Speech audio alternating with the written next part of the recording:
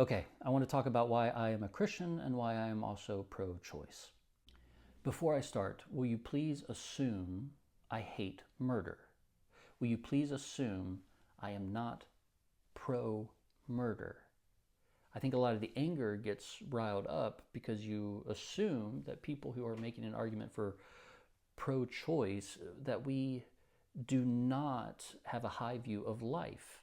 I do have a high view of life and preserving it. One of the main arguments I hear from Christians is from one verse buried in the Bible where God says, "When you were still in your mother's womb, I knew you. I knit you together in your mother's womb." So the understanding of this verse is that God knew us in our mother's womb, so we must have been alive. We existed, we had life at that moment. But I think that's flawed.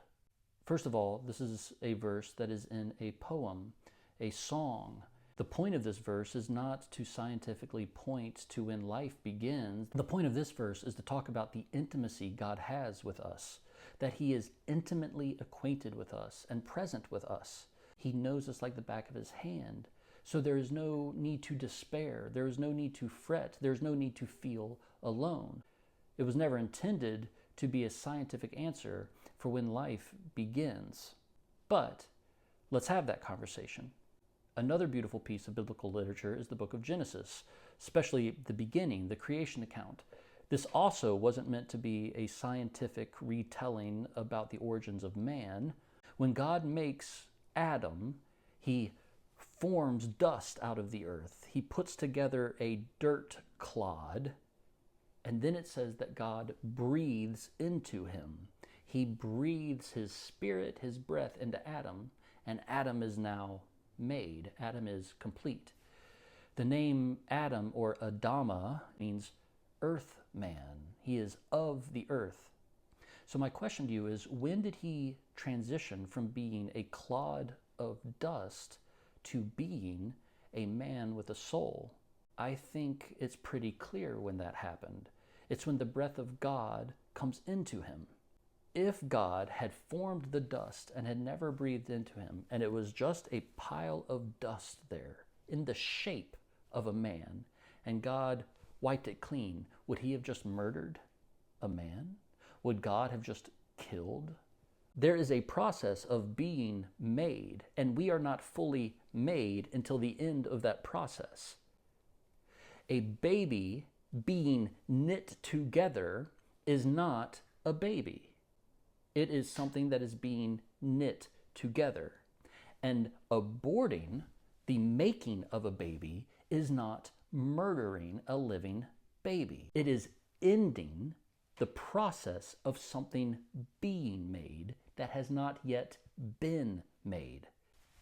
When Adam is still just a clod of dust, he doesn't even have the same worth as an animal. He doesn't even have the same worth as a plant yet. He's just dust. There is no life he can give. There is no reproducing he can do. He is inanimate. He doesn't have worth yet until the whole process is complete. Now, you may say, yeah, but there's a heartbeat in babies. They're not just a clod of dust. We can hear the heartbeat. Absolutely. But I have had the extreme misfortune of being at the bedside of someone who had, for lack of a better term, the plug pulled. His heart was beating, his lungs moving, but his brain was gone. He was gone. And when the plug was pulled, we weren't killing him. We were releasing the hope that he would ever come back. But we were deciding he's already gone. A heartbeat isn't life. It's a heartbeat. It's a step in the thing being made, but it's not complete yet. To abort does not mean murder and destroying. It means not completing.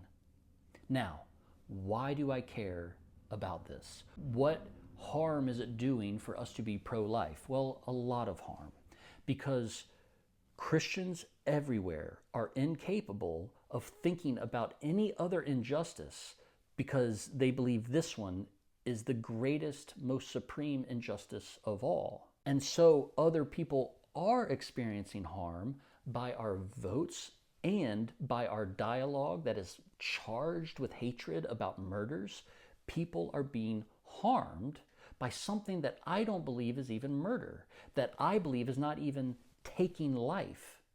It's just stopping the creation of life. It's unjust to expect a girl to have a baby and try to raise it in an environment that will do more harm to the baby. You can say adoption. I adopted. My daughter is adopted. I love adoption. But we flip into injustice when we demand a woman choose it. But the biggest part of it all for me is the blind eye we turn to the people who do have souls, who do have breath and cognition and heartbeat and relationships, and they are living as fully Imago Dei, fully the image of God, and we are okay with them being dehumanized. We are okay with them dying if it's just a casualty of our war. We're okay if they are restricted and confined. And we will say, well, that's just how it needs to be because we stand first and foremost with the unborn. When I believe that is an issue that is never fully addressed in Scripture, but the poor and the foreigner are. The marginalized who are currently living are.